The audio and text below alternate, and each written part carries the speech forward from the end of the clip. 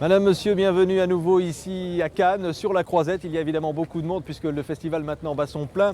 Il y a évidemment l'événement hier soir avec Samira Makhmalbaf, vous savez, cette jeune Iranienne qui a particulièrement surpris. C'était un grand moment d'émotion pour présenter son film Le Tableau Noir. Tout à l'heure, on attend l'arrivée des frères Cohen qui promet d'être ravageuse au Brothers, cette histoire de trois évadés enchaînés qui s'évadent.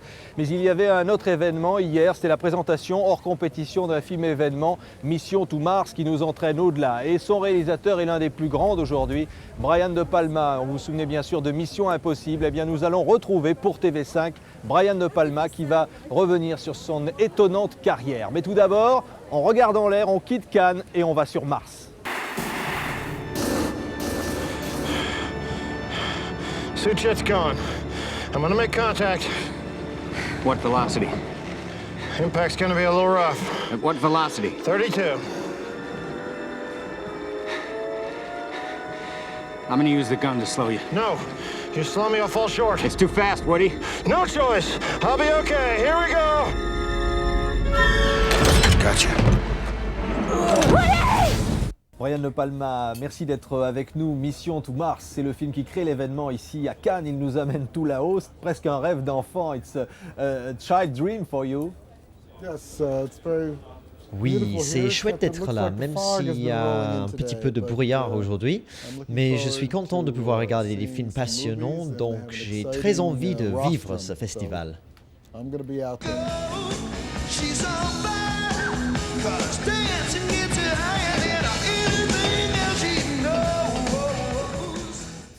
J'ai passé plusieurs années en étudiant la technologie digitale que nous utilisons maintenant dans le cinéma. C'est passionnant car on peut créer tout ce qu'on peut imaginer, même s'il faut payer pour tout ça. Ouais. Alors on va sur Mars, ce sont des images tout à fait phénoménales. Vous avez travaillé avec la NASA.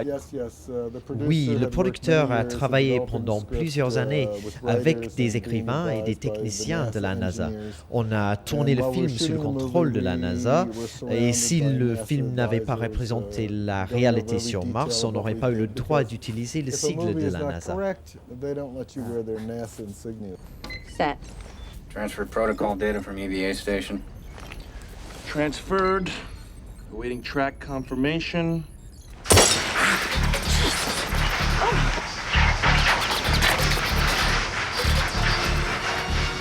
Micrometeoroids.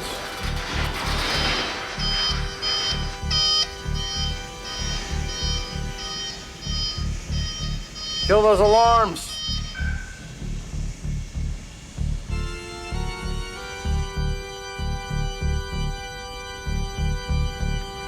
Critical systems alert.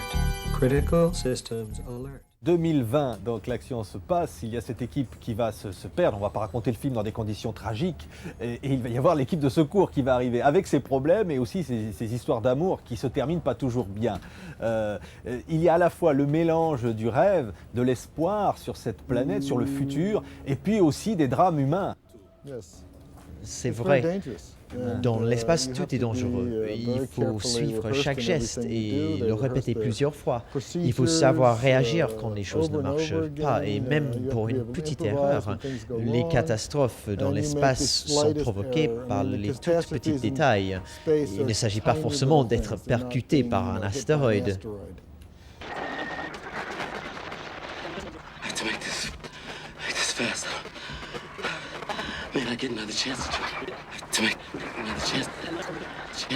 To the side. There was a low sound that. The low sound. Something came out of the top of the mountain and it hit us. It hit us.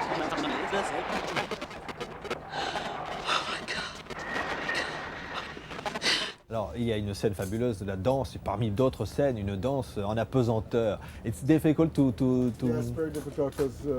Oui, pendant le tournage, c'était difficile de faire croire que tout se passait sans effort, que les gens flottaient dans l'air, que le haut et le bas n'existaient plus.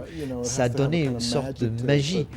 Mais pendant ce temps, évidemment, il y avait des centaines de personnes qui couraient partout. Les acteurs se trouvaient sur des sortes de balançoires et il fallait qu'on ait l'impression de flotter dans l'air, comme si le poids et la gravité n'existaient plus.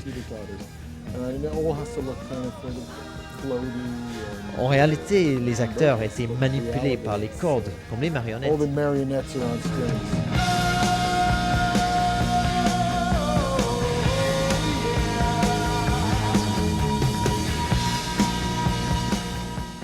On dit que c'est presque un de vos premiers films qui ne soit pas interdit aux moins de 13 ans. Il y a eu des films qui étaient quand même plus violents, avec des suspens, on pense évidemment à Pulsion, on pense à des films particulièrement importants, Carrie au bal du diable, qui ont des films qui ont marqué des générations entières.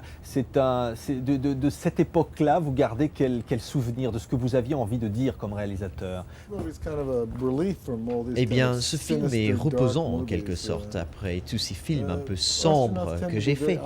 Les astronautes sont des gens plutôt optimistes. Ceux qui ont vu la mort de près ont souvent une grande spiritualité. Ils ont affronté le pire et ils ont supporté ces épreuves d'une façon presque incroyable pour des gens comme nous. Avec l'arrivée du nouveau millénaire, il faudra faire beaucoup d'efforts pour réussir l'exploration de l'espace. C'est notre dernière frontière et j'espère que mon film va inciter d'y aller et explorer ces cieux toujours plus loin.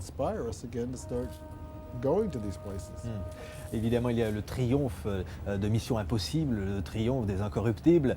C'est une forme de cinéma qui vous a donné beaucoup de bonheur.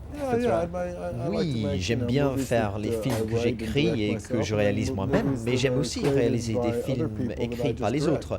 Ça me permet d'explorer des sujets auxquels je n'aurais pas pensé, peut-être par moi-même. Quand je filme le monde des truands portoricains ou celui des casinos, ou même des astronautes, ce sont toujours de nouvelles expériences sur lesquelles on peut construire autre chose, d'autres histoires encore.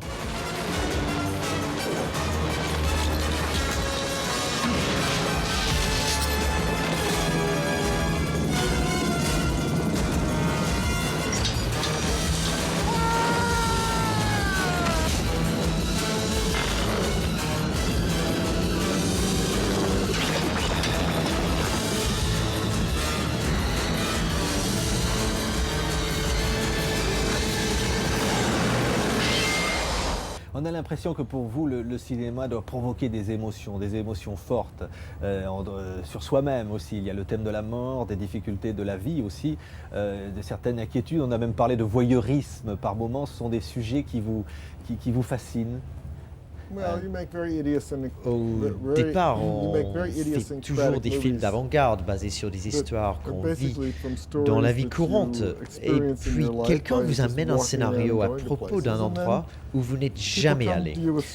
Donc, on monte dans un bus, un train ou un avion, et puis on y va. Et on filme alors des personnages nouveaux. C'est un peu comme ici à Cannes. Je vois le temps qu'il fait, ces gens tout autour, et je commence à imaginer de nouvelles histoires pour un prochain film. Vous citez beaucoup de réalisateurs qui vous ont beaucoup impressionné, Hitchcock, David Lean et d'autres. Le cinéma européen, quand vous êtes ici à Cannes, c'est quelque chose que vous aimez aussi? Oh oui, beaucoup. J'aime toujours découvrir d'autres façons de voir les choses et d'explorer encore d'autres cultures. Si je me déplace dans des festivals à travers le monde, c'est pour voir des films de toutes ces cultures. Ici à Cannes, c'est plus gentil, on est plus gentil avec vous qu'aux États-Unis où les critiques sont dures.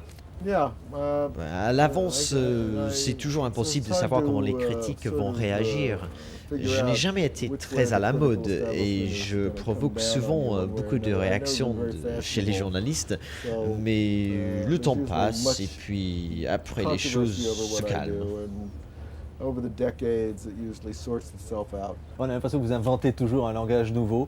Vous aimeriez demain vous servir de la technologie pour inventer encore un nouveau langage cinématographique? Ah non, pas pour l'instant. J'en ai un peu assez des nouvelles technologies.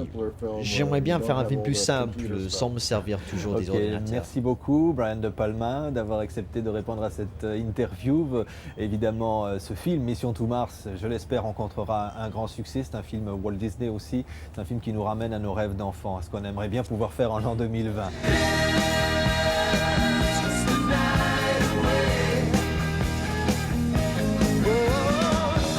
Si Brian De Palma est l'un des artistes les plus diffusés à travers le monde, c'est parce que tout se décide ici, derrière moi. C'est le marché du film. Et dans ce 53e festival de Cannes, il y a des transactions, on l'imagine, particulièrement dures pour faire que des films, par exemple des films français, se retrouvent traduits, diffusés, doublés à travers le monde, à travers la planète entière. C'est ce qui est arrivé évidemment à l'une des plus grandes stars françaises, Christian Clavier, le héros notamment d'Astérix. Astérix, le plus gros succès l'année dernière du cinéma français, qui a triomphé en Allemagne, qui a triomphé partout à travers le monde. Eh bien, Christian Clavier sera notre invité demain. Nous reviendrons bien évidemment avec lui sur sa carrière étonnante, depuis Le Splendide, Les Bronzés, en passant par Le Père Noël est une ordure bien sûr, et bientôt Napoléon. Christian Clavier avec nous demain. On continue la fête ici à Cannes, la fête qui bat son plein. Restez avec nous, TV5, la chaîne du cinéma.